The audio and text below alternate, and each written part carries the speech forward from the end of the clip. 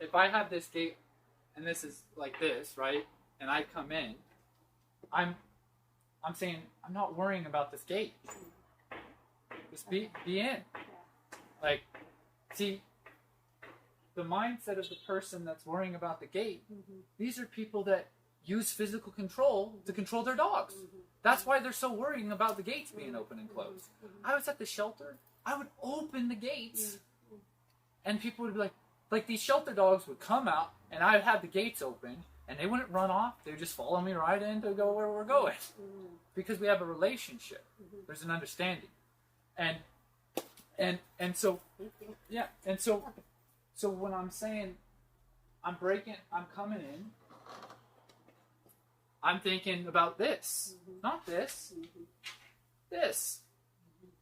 Then I see, oh, everything's fine now, we're cool. Then I could turn around and come back and shut this. But we get that discomfort, then we start feeling like, oh, I need to get this done, that done, and we're just to get it done. So don't worry about the gate. It keeps hanging me up. And so I'm trying to make it where it's like we're just learning the first step of it's fine to communicate your boundaries like you did here. Good job.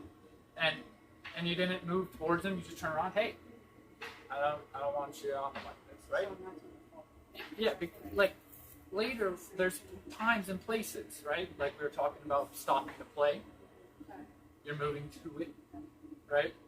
There's situations you're going to move to and move at the dog. But right now I'm saying, you're saying, hey, I want space, don't approach me. That's what you're trying, the conversation. That's why you have to think, what am I trying to say? And what am I trying to do and why? And right now we're saying, don't approach. So then you can feel more comfortable. And then your dogs can start to learn that if you have to deal with another dog, they already know don't get involved in it when you're doing this stuff. Because then if she moves forward, you discipline her and say, no, you have to understand what's happening. And don't do that, right? So then she'll start picking up on how you're moving and operating, and then they link on to that. So then all you have to do is stay focused on these dogs, and then they're like, yeah, I don't want to get into this. She's saying it's dangerous. I'm unsure about it, you know. So I think that, you know, you just come in, don't worry about the gate. Think, you know, you might come in and you might just go straight to sitting down.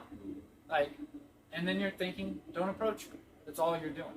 You disconnect her, you close the gate, and then you're sitting down. The dogs moved on, they were doing their thing, then they come back around to smell you. Fine. If you decide, nah, move. That's how you feel. So when Skip... So this is Apollo. When I came over just now, I thought I didn't want to do that, so yeah. But it would be okay to let him go. Yeah, like this is why, like, because I didn't like, feel threatened. I'm allowing dogs to discipline. Like Benny just had hair stuck in his mouth because he disciplined this dude. You know, some people would say that's wrong. You know, and I'm saying no, it could be. It could lead to a fight, but what is right and wrong? What are we really trying to do? You know, like if we're thinking dog training. Some people are going to think, oh, they don't know sit. Well, that's wrong. You need to have your dog to know how to sit. Well, why? Because to keep them away from other dogs. Well, my dog can stay away from other dogs, so why do I need to say sit? Right? So this is why, to me, it's just we're unraveling the way you think and do things.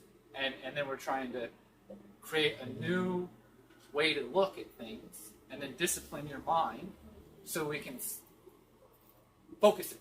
I think that's what it is. Focus it, because you've got a lot of new stuff. Simplify, focus it, skill. And then you're going to start going, oh yeah, I keep practicing this idea that it's okay for me to let this go or say this. There's just consequences. And what do they lead to? Some you're not going to know until it happens, and you go, well, shit. And then you say, well, I'm going to adjust. If I can, I've been thinking about it a couple of times. You know, I react to dogs versus horses very differently. You know, my horses are just standing in front of the room. Yeah. and see what they're like, you know, and then if they're in my way, Yeah. I don't go after them. Yeah. So I'm not thinking dogs as horses kind of It's a good way to think of them. Yeah. Like big horses, like a big pit bull. You know, that's what they kind of look like to me. That's what Brandon calls them too. Yeah, that's why I think, like, if you look at the structure of a pit bull and you look at the structure of a horse, like, they have that short hair, real muscular, athletic. You know, they just have that about them. Yeah, they have that look. And so to me, I've heard Brandon say if people treated their dogs more like horses, they wouldn't have all these problems. Because would you allow your horse to come and lean against you, sit on you, walk into your space, come and be right into your face and doing whatever? Come in and... To me, that's where, you know, Yeah. talk about bubble. I know. Yeah. I mean, we have a Yeah. massive bubble. So I think, yeah. And now I got to apply that to this. Yeah. And so this is... She looks like she's kind of unsure. Yeah, well, he is too, you know. Yeah. And so this is why, like, if you're unsure, I'm unsure, right? Like, why are you unsure? And it makes you unsure. So yeah, I think of big horses, and See if that makes a difference. it's way better. Like, I think, because I know that real well. and to me, you should be even more like this with a predator. Like, it's it's easier to get away with it with a prey animal, you know, like. But even the prey animal can be aggressive, right? And but they have the hierarchy, you know, their unit, and they figure that out, right? Especially with the type of horses we do, because it's not the wild; these aren't family units. So, you know, we like in wolves, it's a family unit. With dogs, it's not. And then we put them random together, and they're gonna figure out a pecking order, just like people will if you put them in prison. But it's different than a family. A family is just born where the kids are born into the submissive subordinate role naturally. Like, it just...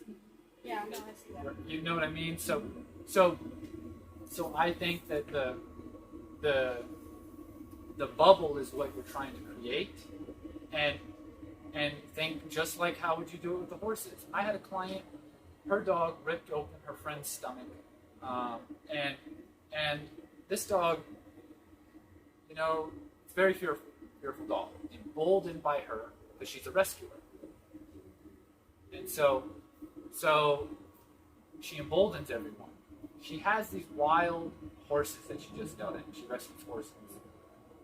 And one of them, she's like, yeah, this one's pretty assertive and somewhat aggressive. And, like, it's coming over and it's, like, harassing her, you know, kind of nipping at her, and she's, like, trying to push it back and everything. And I'm like, dang, like, you're going to try to out-physical a horse? Like, you got to get into the mind, you know? And so the horse comes over to me, and it comes to try to do this. And I have a muzzle in my hand. And it comes over, and I say, you back off me, man. And he keeps doing it, and I just whip him across the face with the strap. He's like, backs up, he steps back. You want it again? He moves off, he decides he'll just go harass her instead, you know? And so I talked to her the whole time while she's trying to push this horse, and I'm like, this is why you have your problem with your dog. You're a rescuer, and, you know, I'm going to save all these dogs and poor little things, and no, you're trying to save yourself. You know, it's you. There's this thing in you that causes it, right? And so that's why, to me, what I'm seeing a lot of is I think that you really want to do right. I do. I think it's somewhat getting in your way. Yeah. Yeah. So Ollie's a dog that, you know, the owners couldn't go on vacation for 5 years because he's human aggressive, and so that's why I have the muzzle on. But I've only seen one time where he seems a little territorial, but I addressed that, and, like, he was fine with the person, and then, but it took a long time before that opened up. So since it's kind of like, all right, like, it's not a very consistent thing, you know. I see, okay, we're good. Then there's this moment and then we're usually good. It's probably best to muzzle them until you figure out exactly what is it, how, when, where, how, why, you know. Because the dog biting people is not tolerated as much. Explain this to me, because I think this is a perfect example. Yeah. Why does she react differently to him than Charlie? I mean, you know, with the puppy aspect, you know. Because he's coming in dominant, assertive. Charlie's not coming over to like be like, check you out, who are you, you know. He's like, mine, like, look, I just want my own space, leave me alone. So since he's avoiding, it brings out the dominance in him. And so that's why then Charlie has to get pushed until he gets irritated enough to become assertive, dominant, and aggressive. This dog doesn't care about yeah. So every time Charlie's avoiding, it's just, even though he's growling, she goes, whatever. And that's why it has to flip. But his body language and energy and everything is very direct. It's like, here I'm coming in. He goes right to the mount, right? And so then Do you she... allow that? Oh, yeah. So then Why? she... Ew, I don't know. Well, that's just me. Why not? Because I'm worried. Well, of course, she hasn't started anything. So But this is where it's like, watch. Is there penetration going on? Are they in heat? Like, we get so... Look, we have that fear, and then we start going, oh no, okay, no, he can't do that. Oh, what if this happens? And it's like, what is going on? Like, chill out. Like, I found this lady. She lives, I don't know what country yet, but obviously somewhere where there's street dogs, and she's walking around with her dog. She talks about freedom. She goes, freedom. I'd much rather have freedom in my life, and quality versus quantity, you know, kind of idea. And it's like, okay, well, if you value that so much, let your dog make their choice. And if, as long as they're living a good life, and then she runs in and gets hit by a car, or she does this, so take her on a leash. Why do you even do it? Well, for her safety. Yeah, because you don't want to lose her. Because you need her in some way, shape, or form. What are you needing her for? What are you getting out of it? You know? And that's why, for me, my dogs help me with the truth. That's all I see it as. They help me become a realist. They say, Scott, you have to see reality. And that's what their job is for me. And so then it creates this dynamic that it's like they can make their choices and do that, and then I see that, oh yeah, society's making me into, like, I feel the pressure from society, so that's why I'm doing this. And so it makes me very honest and real, you know? And so I just think that's what the process you're in is this like, I've heard some people say, like, rewilding, you know? And I think that's kind of a good way to, you know, maybe think of that, rewilding, getting back to being an animal, because if you want to communicate with an animal, you have to be from the animal side of the equation, you know? Yeah. And I'm just thinking now, you know, like if I had one of those, and I like to call them cats. Yeah. You understand? Yep. Cats. Yeah. Yep. I mind they have the most. Yeah. Yeah. But with that, I just Yeah. Yeah.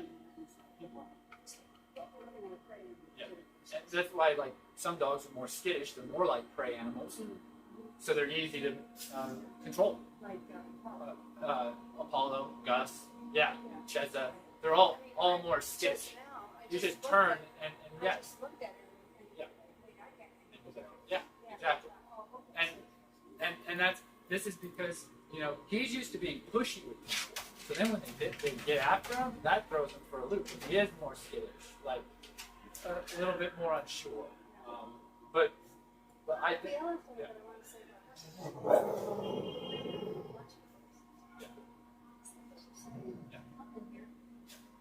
if somebody comes immediately into your thing, then of course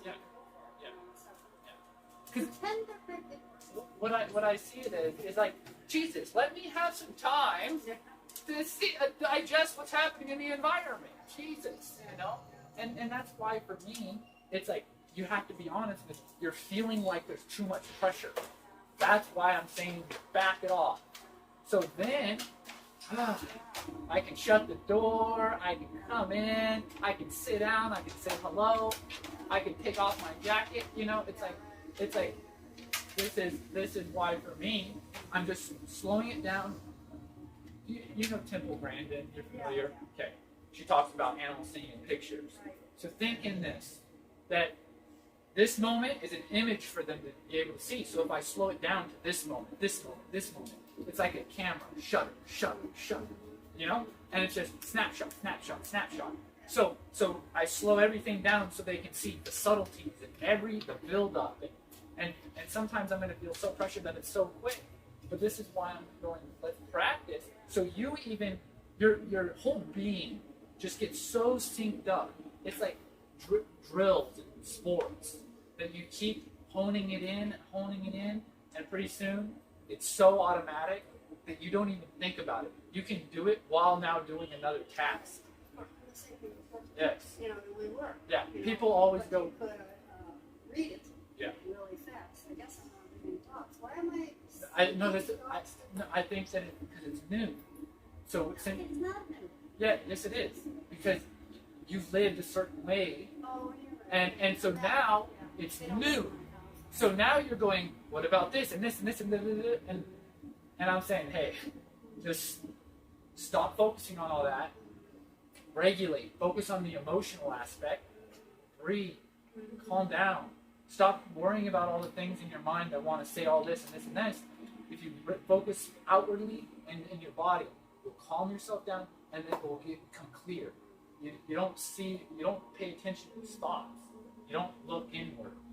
It's too much. And that's why I'm saying that it's new, and this is where people get tripped up. So since it's new, and they haven't heard something or anything, they can have all sorts of reactions.